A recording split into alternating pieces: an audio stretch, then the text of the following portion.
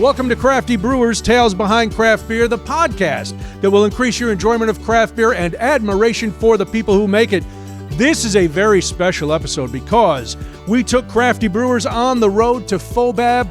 That is the Festival of Wood and Barrel-Aged Beers held every year in Chicago. Oh my goodness. We met with some of the brewers and talked about what it's like to make these specialized barrel-aged beverages and, of course, to sample some of their wares. Now, just a warning, these wares tend to be high octane. So by the end of the episode, things might get a little dicey. I'm beer drinker and Hellraiser Brian Noonan. With me, as always, she is the femme fatale of fermentation science. She is the matriarch of malt, the high priestess of hops. She is the chief everything officer and co-owner of Exit Strategy Brewing Company, Catherine Vallow. Hello. Hi, buddy. How are you? I am good. I was excited to do this and go to FOBAB. You've been to FOBAB many times. Yes. For someone who goes to FOBAB and has gone to FOBAB as a brewer, these are not your favorite beverages. They are not, right? But I will say this. So to start with, FOBAB, as you know, the jargon, we shrink it down to that, is put on by the Illinois Craft Brewers Guild. Correct. Which is a great organization that supports all of the breweries in Illinois.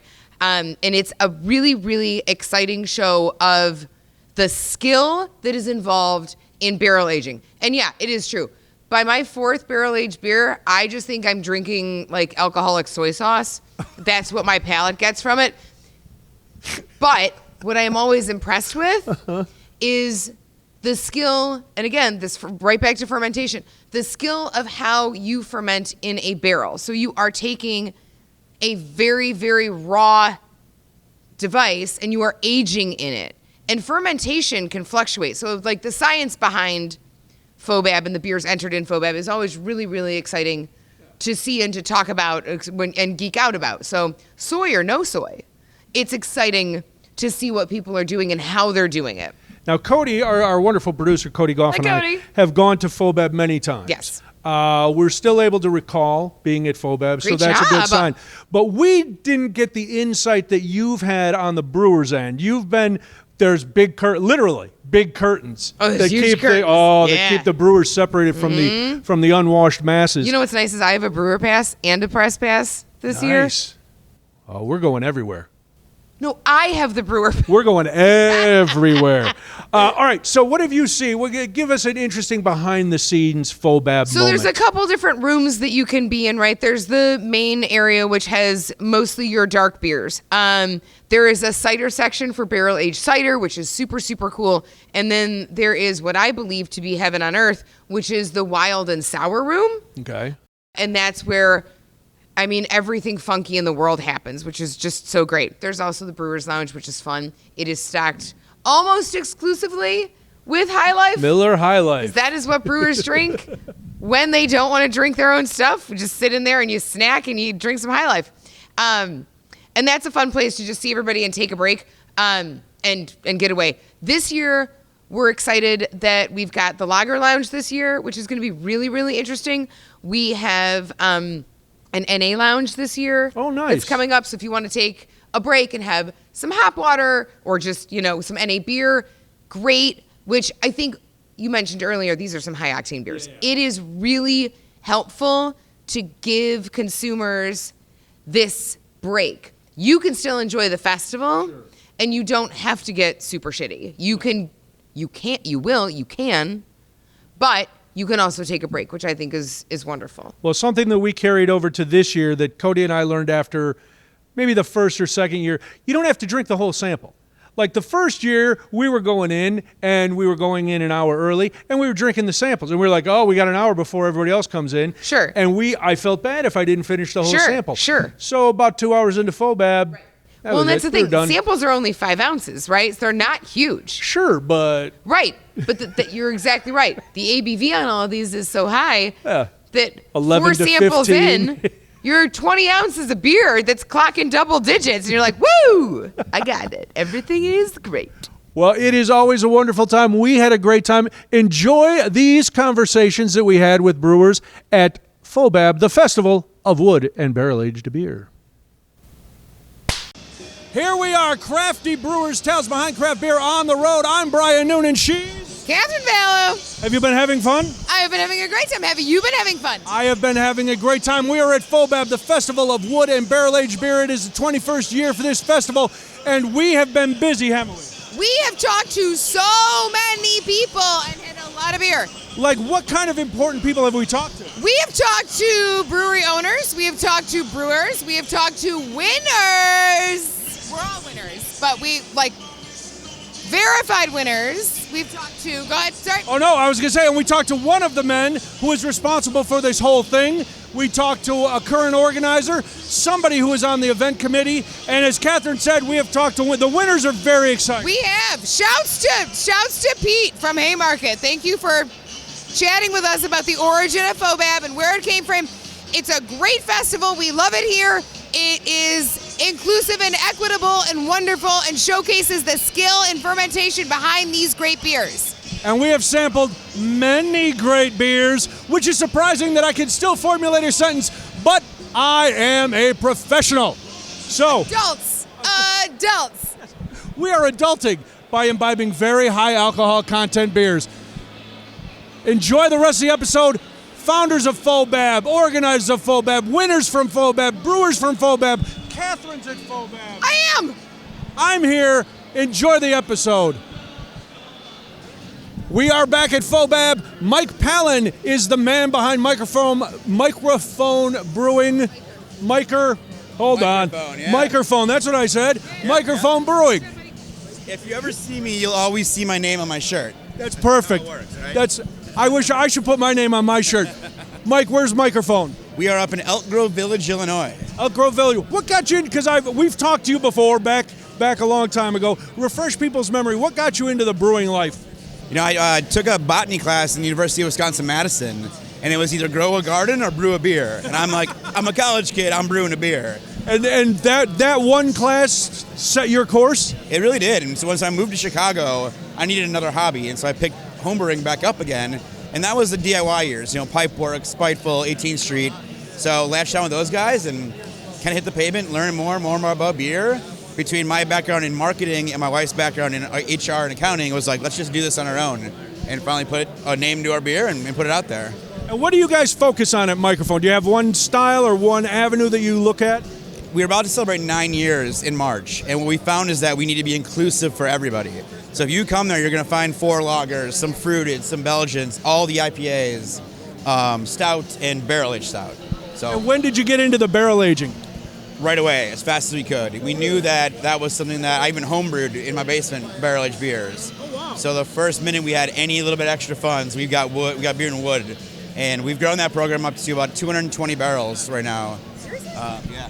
That's huge. It is, yeah. Also, 9 years. Yeah. Good Lord. It's It's right? so much time passes in the weirdest ways now where you're like, how has it been almost a decade? That feels weird. Well, that's 9 years of us being officially open. I spent about 4 years, shadowing, helping, learning, doing whatever I could. So, yeah. So what are you offering this year at FOBAB?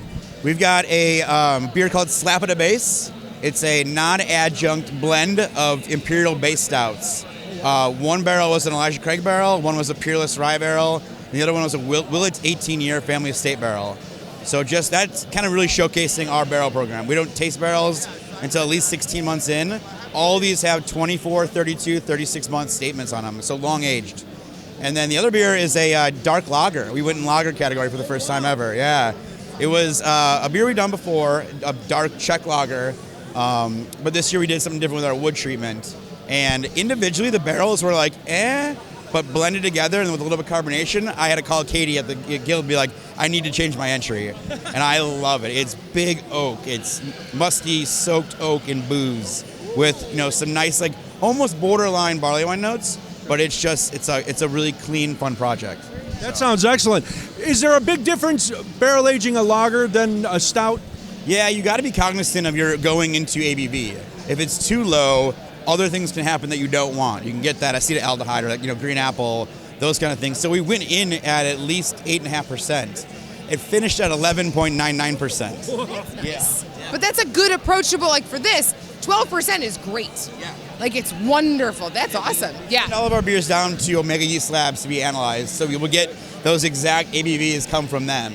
So yeah, yep. So we But it came back at 11.99. We're like, all right, but it doesn't drink that way, right? It's smooth and it's my favorite entry that we did this year. So that's the dark Czech lager. Correct. Yeah, it's called. I believe in a thing called lager. Okay. Do you know the booth? Because I'm heading over there next. Yeah, we're up in the top mezzanine up there. Perfect. Yeah. Well, Mike, thanks for coming by. Always Appreciate good chatting. Good chatting with you.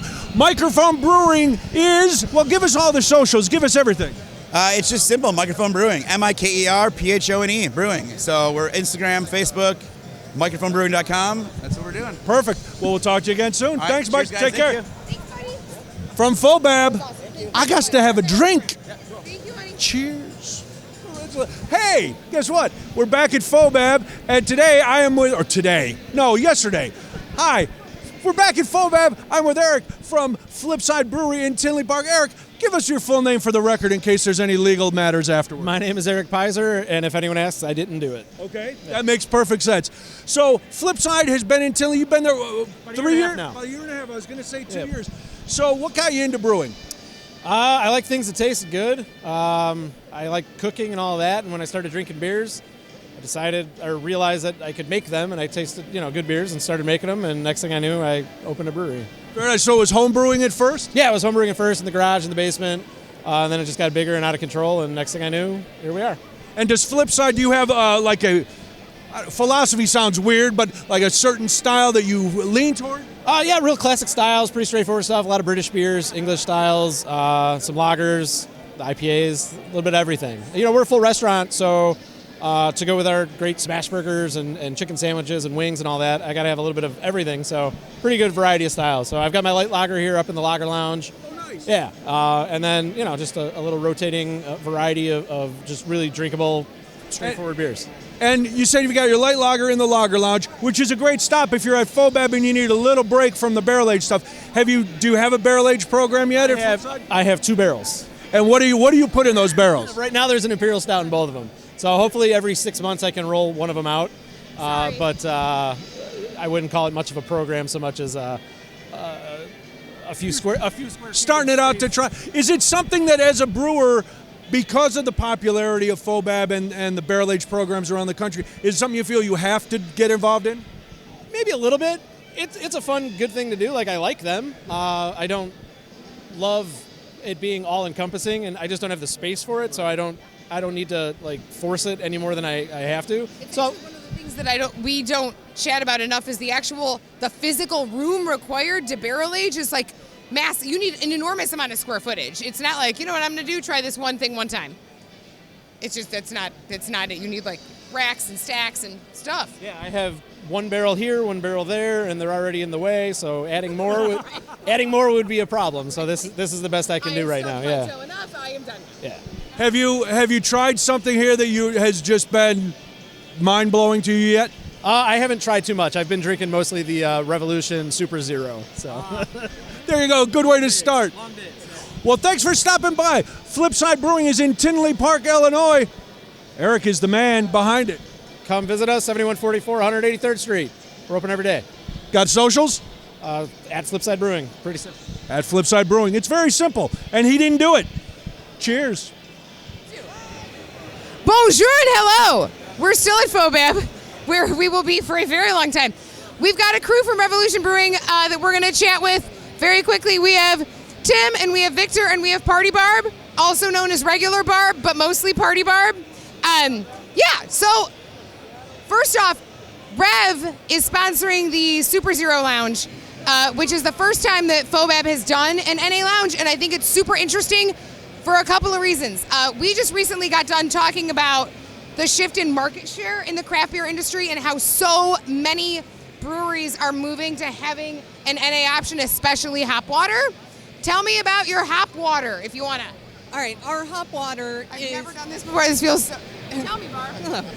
So our hop water is a little different than some of them that you're going to see out there. We hop our hop water at the same rate per barrel as we hop our anti-hero IPA. Really? Yes. So Wow, all right, okay. So instead of a non-alcoholic beer, we're offering fizzy hop water that gives you the feel of drinking an IPA. That's amazing. That's awesome. That's the whole purpose of the Sub-Zero. It's just to keep it make people thinking that they're drinking beer, but without alcohol. So it's just to give it the flavor and the taste and everything like that. Yeah. Agreed. What do you guys have today? Here. What do you have today here? Today I've already had the Oak Original Lager and the Raspberry Diamonds from Three Floyds. That was pretty good. And what's Rev got? You guys have brought, what have you brought today? We are part of the experimental beer. Okay. And we also got the Porter Cafe Dit. That's where we are right now. Oh, nice. Yes. A lot of people associate you guys with, it's fine, you don't have to, it's fine. A lot of people associate you guys with like IPAs and like a lot of hoppy beers. You started the Deepwood series. I'm a Deepwood series ticket holder. I am obsessed with with all the Deepwoods you guys do. What inspired that? Did you just come to something like FOBAB and you're like, oh man, we should get into this kind of stuff? Like, how'd that get started? Well, there's not like such a thing that you're gonna be like, oh yeah, this is what are we gonna do? It's something that is coming up on the way. While we're tasting beer, barrels, like, you know, like some barrels tasting better than the other ones, and that's what it is. You know, like we know this will have a chance to win at something, then that's what we do. We go from there. Well, I had a bunch of Death by Cherries. I think I'm out of my 4-pack now. Now I'm on the Maple Jacket I got from last year. So you guys are crushing it. Like, I look forward to your stouts. Like all of them, like the fact they're doing barley wines and everything too. Like, is that really hard to do, like barrel aged beer and barley wine and like so many different ones, or is there overlap in how you make them? It all depends, you know. Like it can be, it's a lot of work, definitely. That's what I mean, and that's why we're trying to focus on. We always try to focus on like quality over quantity, and that's what we do. And I mean, every beer has its own. Way that we have to take care of them, like it's different when you're doing like barley wine and then you're doing a style. I was like, they kind of they part of the same program, they're part of the same job, but it's different in its own way, you know. They have that schedule down to a science. So yeah. Well, that's the thing, is that you have to. There is nothing. While barrel aging takes the time that it takes, there's also nothing not scientific about it, because you have to be so careful all the time with everything. So even though you're like, I don't know how long it's going to take, you got to watch everything, and everything has to be scheduled out. That's all it is. Yeah. Right? Yeah. Take your time, be careful, and do the best thing you can do. Take your time and be careful is great life advice. We will sell no barley wine before it's time. Put that on the t-shirt. No barley wine before it's time. But when you need a break from all the stouts and barley wines, we're also serving Cold Time in the Lager Lounge, which is our premium lager that we just released. So come get some. This is good stuff. Revolution Brewing, my friends, Party Barb, who I love so much. Guys, thank you so much. Thank you. Awesome. Thank you. Thank you. Oh man, FOBAB is rocking. We are with Carl Rutherford. He is one of the owners and the head brewer at Twisted Hippo, and he's also one of the organizers of FOBAB. Carl, you're a pretty big deal here. I don't know if I'd say that. I'll say it for you, Carl. You're a pretty big deal here. I can tell you I've probably personally touched almost every keg that's on the floor of this over the last few days. Touched or sampled? Not sampled, I'd be on the floor. But I personally probably moved them around, tapped them, dealt with them over the course of the last few days. You guys have been involved. You've been involved with FOBAB for many years. Going back probably 10 years. Yeah, I would think, right? Yeah, it's been a while. It's been a while. It's awesome. What do you guys have anything here today? We do. We have two beers here today. I have Bobby Brucey, which is a barrel-aged Scotch ale. It's over in the other dark beer category.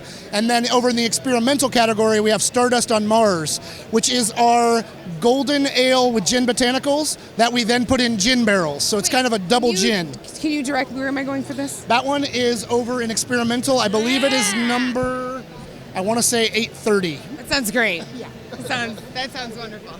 Logistically, how long does it take to get FOBAB off the ground? So, I mean, we start planning months ahead as far as the entries, communicating with brewers, starting to think about the judging and all of that stuff. But the actual, physical stuff, it's like 3 full days of being here from sunup, way past sundown, bringing in, 700 kegs, 300 entries to be judged, more than 300 entries to be judged, and lots of beer for the Brewers Lounge, lots of beers for the lager lounges and other things that we have as part of this thing.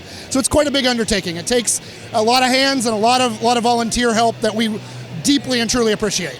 Well, I gotta commend all the organizers. Being here at Credit One Arena has been a game changer, I think, for FOBAB. Yes. Definitely. We went into this venue about 3 years ago, and it's allowed us to breathe a little bit more. I feel like this year we're really hitting our stride in this space, really understanding how it works, and really, stepping it up and making FOBAB even better every year. That's fantastic. And interesting, Carl will be joining us down the road for a full episode on Crafty Brewers, Tales Behind Craft Beer. But congratulations on another fantastic FOBAB. Good luck on the beers you have entered, and we will talk soon. Absolutely. Looking forward to being on the podcast. Thank you. Yay! Hi, guys. This is Ross with Moore. He's a man of the people. And we're going to talk about all kinds of things, like roaming elephants. They are dangerous. We're going to talk about beer like beers, gills, and utes. Brian, what else? Well, first of all, More Brewing is in Villa Park, Illinois. Ross, who was your last name? Cody wants to know your last name because we're going to make it official. Yeah, sure. First name Ross, last name Davis, R-O-S-S, D-A-V-I-S. All right, so, first of all, how long has More been around? Because I know the names you've been here before, you've been all over. What's your history? Yeah, so we're now at 6.5 years. We'll be celebrating our 7th anniversary next July. I know it seems pretty premature to say that, but we have our More Fest every year now since our 5th anniversary. It is a wild good time to bring in like 65 breweries. The reason I say that is I want to plug that early and plug it often because it's a great time. Very cool. All right, so how long have you been coming to FOBAB the whole time? Every year since our inception. We won Best of Show and Gold our first year for Karma. This is the return of Karma. Wow. For the first time in 6 years. That's right. So, I don't know, if you go look at the odds, we're supposedly odds-on favorites. All I know is we brought some great beer today. Where can a man like me put some money down if I were a gambling man? On the interwebs, in the social medias, they all talk about it the way they talk about it. We're 5-1, whatever that means. Are you serious? That's what they say. That's what they say. I don't know. Okay. I want to meet today. I need to see these things. There might not be any there today, but who knows? All right. So you mentioned Karma making you come back. What else have you brought to FOBAB this year? So being that we just opened up our 3rd location in Bartlett, Illinois, we get 6 entries. Oh, nice. So we brought Roaming Elephant, which we bring every year. We brought Mendy, which we bring every year. A special reserve version that's been aged exclusively in Eagle Rare Barrels, which is my favorite daily driver bourbon. So I enjoy that beer. We brought a barrel-aged Oktoberfest. Do not sleep on that. It is so good. We lagered it in our cooler in bourbon barrels for almost 4 months. So that thing turned out fantastic. We brought a rum barrel-aged sour. So last year we brought a rum barrel-aged sour for the first time. We took a bronze medal for that beer. So this year we brought it back. It's called the Saga Dutchman. It is a painkiller, a zombie-inspired cocktail. That's cool. No one knows this, but one of these on my phone is the Soggy Dutchman. Yeah, hell yeah, I love that. That's what I put in my phone. And the label is a total play on the Flying Dutchman. We really ripped off the Caribbean in a fun way. And then what else did we bring? We brought 1, 2, 3, 4, 5, I mentioned. And Karma, obviously Karma, right? So the 2 Mendies, the 1 Roaming Elephant, the Karma, the Barrel-Aged Oktoberfest, and the Soggy Dutchman. So we're in multiple different categories here. We're feeling really good about the product we brought. Guys, and is that why More is odds-on favorite because you have so many entries in it? I mean, listen, yeah, why not? Stack that deck, brother. Good luck, Clay Loss. Thanks for stopping by. We'll hope to see you again on the show. Appreciate it. We are so busy talking to fantastic brewers at FOBAB, I am parched, but I will soldier on because we have Ray Rosado here, and she's with Rabid Brewing from Homewood, Illinois, right behind the Home Depot. How did I know that? Because I grew up near there, and I've driven past their brewery many, many times and spoken to them at other breweries. Hi, Ray. How are you? I am awesome. How are you? I am fantastic. We're out of Homewood. We're downtown Chicago. It's very exciting. What brought you to the beer world, Ray? I'm going to answer that for you. Ray is the owner of Rabid, first of all, co-owner of Rabid, which is great. So ladies and beer, we love that very much. All right, sorry. Actually, it started a long, long time ago. My stepdad introduced me to real beer when I was like 22. What was the real beer he introduced you to? Gandy Dancer. Oh, yes, from Flossmoor train station, right? No, that was from somewhere. I don't even remember where it was. Gandhi Dancer? IPA from somewhere south, I thought. Oh, okay, because they have one at the trade station too. Yeah. But anyway, you tried real beer. Yeah, no, he had me into the real beer, and then when I started dating my husband, he showed up to one of our first dates and brought a 12-pack of Miller Lite. And I was like, bro, get in the car. And we like sped off to the liquor store, and I bought some proper beer and lit his fire, and the next thing you knew, he said, we should open a brewery. It's that easy? You just... I like that you overlooked the obvious red flag on that first date. He was teachable. Teachable is okay. You don't have to know everything. You just have to be teachable. So what's Rabid? What do you guys focus on? Everything. What's for those who haven't been to Homewood, Illinois, behind the Home Depot? What does Rabid focus on? Well, I think we make a lot of really great, clean flavors. We make a variety to kind of meet a lot of needs. I think we have an awesome hazy game. Like, I have a good time with that.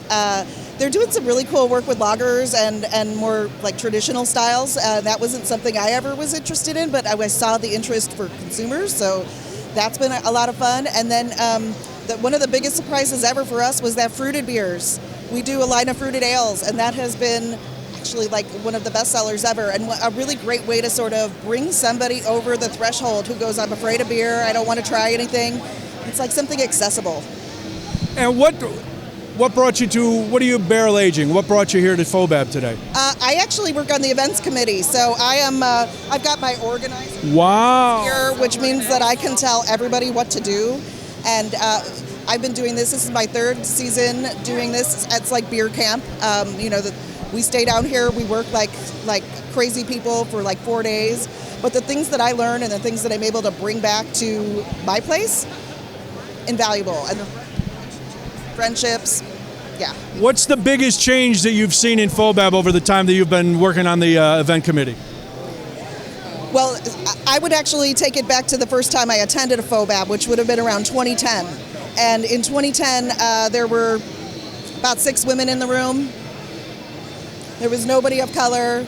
It was a homogeneity that was just, and so what I see here today, and I mean, we're still moving the needle. We've got lots of room to go, but there's a bevy of women. There are all kinds of people from all aspects of the rainbow. There are all colors of people, all creeds, and I like that's when we're all together. That's when it's better, you know. Like I don't need to hang out with the same people every day, you know. More people. Yeah. I mean, your point is wonderful. Those early days of craft beer where you were like, wait, are you another lady? And it was really great to like meet one other woman in the room. And then it was 2, and then it was 3, and then it was 10, and then before you know it, we've got this huge, and I say we, but like we've got this huge network of women in beer now, which is great. And it's, the demographic change at FOBAB is fascinating. Yeah. Obviously it's something you aspire to. Everybody aspires to that.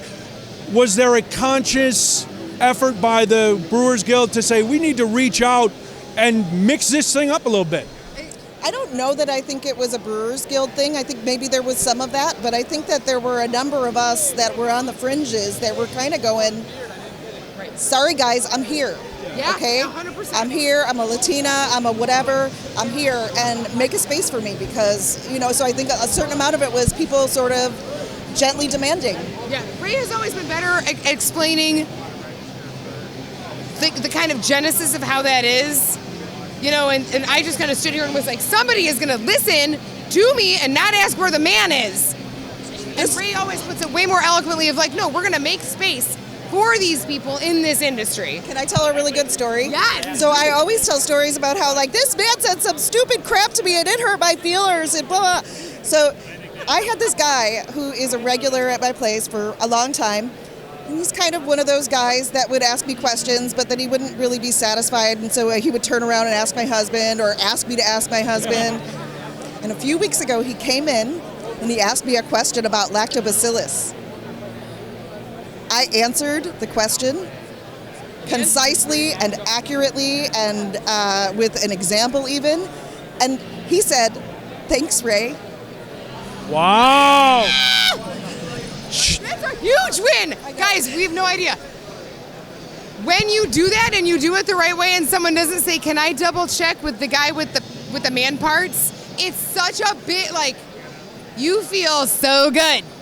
Well, congratulations on the big brain and the science and finally getting people to realize that, you know what, women know about beer too. And it is nice to see all kinds of people here today. Well, hopefully you will come in for an entire episode. We would love to have you. Ray Rosato is the co-owner of Rabid Brewing in Homewood, Illinois. They're here at FOBAB. She is on the event committee, and you have socials for the brewery? We're at Rabid Brewing everywhere there is to be, and we are #not a cult. All right, there we go. Now I am getting a beer because, seriously, I've talked enough for a minute. Cheers. All right, we are at FOBAB, as we've said. Now, it's very exciting. FOBAB has a lot of brewers from around the country, 400 and some this year. But it's not just people who like to drink beer who are at FOBAB. There are people here who are making their own beer at home and doing all kinds of interesting things. What is your name, sir? Greg Wasel. Greg, you were telling us that you do barley wines, which Cody and I are both big fans of. That seems like it would be very difficult. What makes brewing barley wines different from brewing beer? So I mean, a barley wine, you're really looking at the amount of time you're spending on it. You're spending almost all day to brew your batch. We have to do a double session where I have a 15-gallon pot, so for me to get it for 30 pounds, I need to split it up in 2 different batches, brew one set, put it in my carbo, put it aside, brew the other set so I can combine them at the end. It just takes a lot of time to do it. So I mean, and what is it about barley? For people who don't know, what is it that sets barley wine apart from regular beer, and why so much grain? Well, so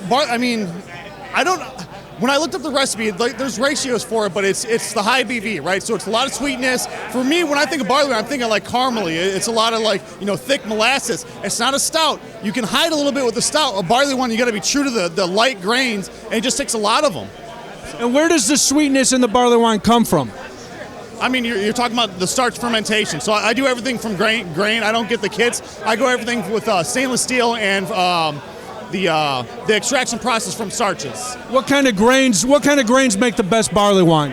I mean, I go straight with the 2-row. I mean, 2-row and then also Munich. I like Munich in my barley wines as well. But it's a lot about your hopping and your hopping schedule for barley wines. Now, you said you have a batch brewing now. How long from brewing day to bottling day to when you can actually enjoy your barley wine? It's still in a carbo right now. So I brewed it on January 1st, switched it about 6 months into primary to a secondary to make sure it finished out primary, and it's sitting on apples and peanuts right now. And when will it finally be ready for you to sit by the fire? The end of this year for the next season. Holy smokes. Well, thanks very much for sharing your knowledge with us. Appreciate it. Enjoy FOBAB. Cheers. We are back at FOBAB. We're with Pete Growley. He is the owner and the head brewer at Haymarket Brewing in Chicago. And where else? In Michigan. In Michigan. And interesting fact, Pete does a little beer thing. Pete, you started FOBAB. Did 21 years ago. Me and a handful of folks who are actually here right now. Jeff Sparrow, Joe Prizer, a couple other folks got together, and it was like a new kind of category, really. People were like, what is this stuff aged in wood? Why would you put beer in wood? It's wood's for wine, wood's for, distilled spirits. You're putting wood in it. And Greg Hall from Goose Island had started doing Bourbon County, and he was like, why don't you guys do a festival? Because we were all part of the guild. And I'm like, all right. So we That's all it took to convince you? It was 20 beers on a Tuesday in the banquet room at Rock Bottom, downtown Chicago, 21 years ago. And everyone thought it was a joke because it was actually on April Fool's Day. Oh my God. You got to be amazed to see 21 years later what this has become. Yeah, so yesterday I stood up in the Lager Lounge and just kind of looked out at the whole festival, and I was like, just taking it all in, like, wow. Surveying your kingdom, buddy. No, not my kingdom. It's the Illinois craft beer kingdom. Kingdom? The kingdom. The kingdom. So it's unbelievable how much it's grown and what do you think led to the growth? What made this style so popular? I don't even know that it's just the style, because there's so many different kinds of beer, right? I mean, you go from stouts to fruit beers to Brett beers to lagers. There's so many different styles. but I think it's just because it's so unique and it's so limited. You can only put so much beer in a barrel, right? Yeah. And then you have to store the barrels. So it's not like you're making thousands and thousands of barrels in stainless tanks and over and over and over. You have to literally fill up a 54-gallon barrel with beer, and then you got to wait. So it's a very unique, very boutique-y, small batch beer, and generally most of these beers don't ever leave the brewery. So when you come to this festival, you're getting beers that probably have never left the four walls of that brewery, and you get to try them all right here. So It's amazing. First year you had 20 beers in a basement. Now you've got, what, a couple hundred? 430, something like that, I think, this year. What do you look for when you're judging? Because first of all, there's different categories, and then what kind of things are you looking for in each category? So the very first step is the beer clean. And when I say clean, I mean, yeah, there's going to be beers that are funky, depends on the wild yeasts and things like that, right? So those beers technically aren't clean. But is it clean? Because you're taking a beer, you're putting it in a piece of wood, and you're letting it sit around. So they can go bad real fast. So fast. Like, so does it have like a lot of green apple, acetaldehyde? Is it sour? Is it buttery? Is it, what does the beer look like? Is there could be mold in it. I mean, it's the thing about it. It's the same thing with wine. Yeah. You're literally leaving something laying around in a corner for 6 months, a year, 2 years, and then let's drink it. So that's the very, very first step. Then you have to look at what the base style is supposed to be and what the brewer indicates they're trying to accomplish. So what's the base style? Is it an imperial stout? Is it a Belgian golden ale? Is it a pale ale? Is it a blonde? And then is it wild yeast? Is it not wild yeast?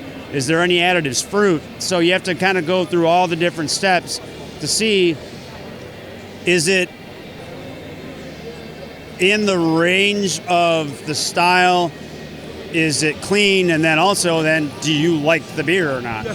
So even though you're really judging to a category, the categories are so diverse. Like if you just walk over right now to the wild fruit, there's 20 beers that are completely different. So at that point, you're basically judging best of show. And how much do you have to drink to get all of the? Because you laid out a lot of criteria. Can you tell from one sip? Yeah. Did you ask Pete how much he needs to drink? I was confused. We actually have yet to figure that out. The answer is we're still working on the total volume. Like a 6-pack, but that's it. Right? Yeah. Like 20 some odd ounces, and that's it. So you generally get about twice this much, and then if you need more, you ask for more.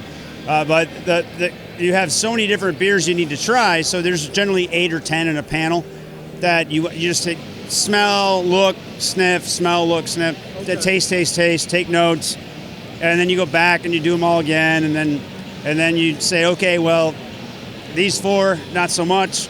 Now I'm down to 6. Taste, smell. The whole and you just rinse and repeat. And then when do you take your nap? You don't really get one on the FOBAB weekend. Monday.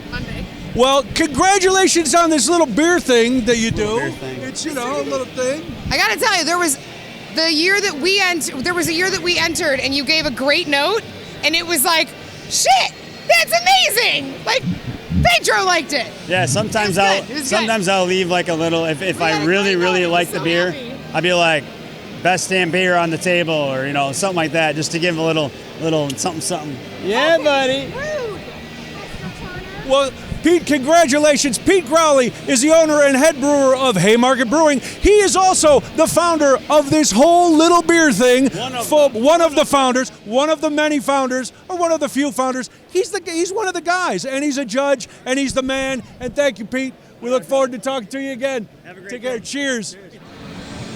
Catherine is taking a turn behind the camera. I am joined at FOBAB with our executive producer, award-winning man with the highest hair in the business, Cody Goff.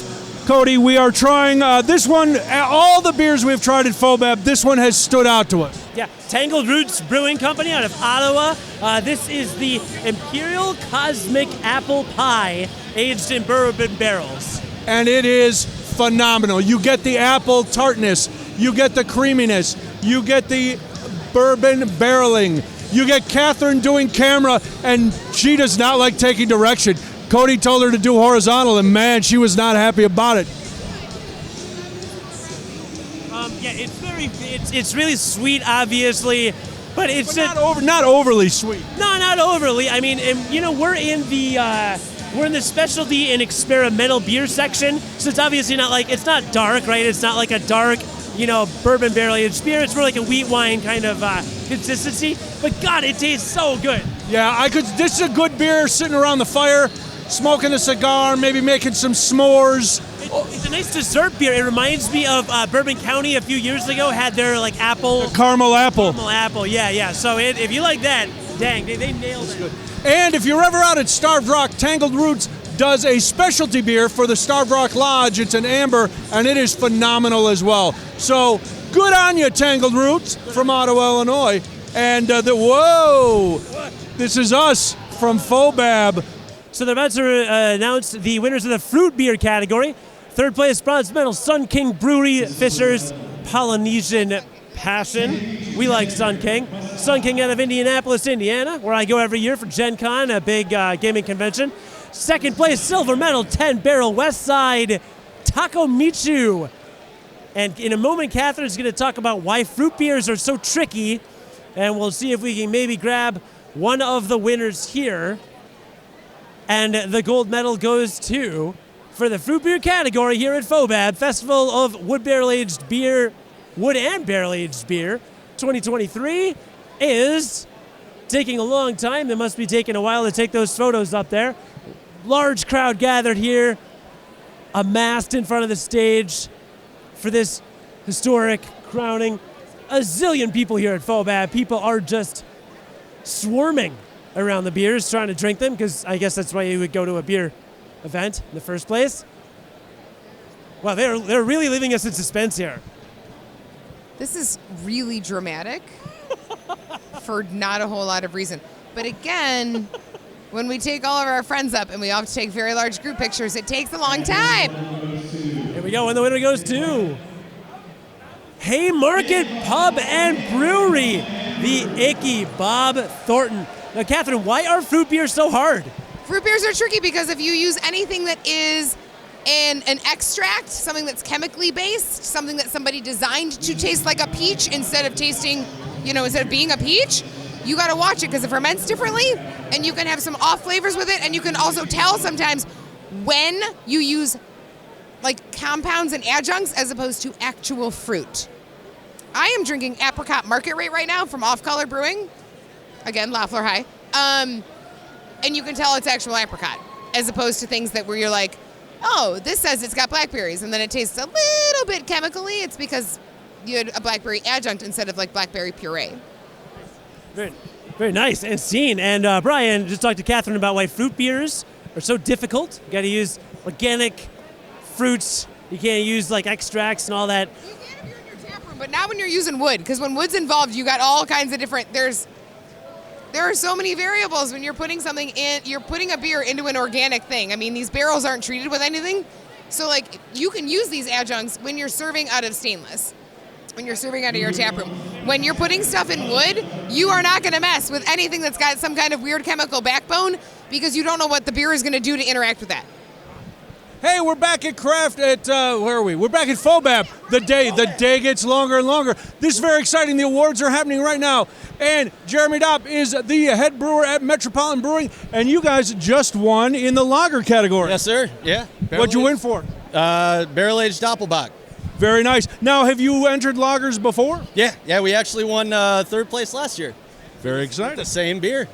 Wait a minute. It seems like the fix is the exact same beer, but it is it's the same beer. We just did it again for this year's FOBAB. So, Jeremy, what's the difference between barrel aging a stout, which a lot of people do, or barrel aging a lager? To be honest with you, I couldn't tell you. We deal with entirely lagers. So when it comes to the way we do barrel aging, we use a distillery across the street from us called Judson & Moore. They gave us smaller barrels than 55 gallons, so we're barrel aging it for a lot less time. Okay. It was about 6 to 9 months, I would say.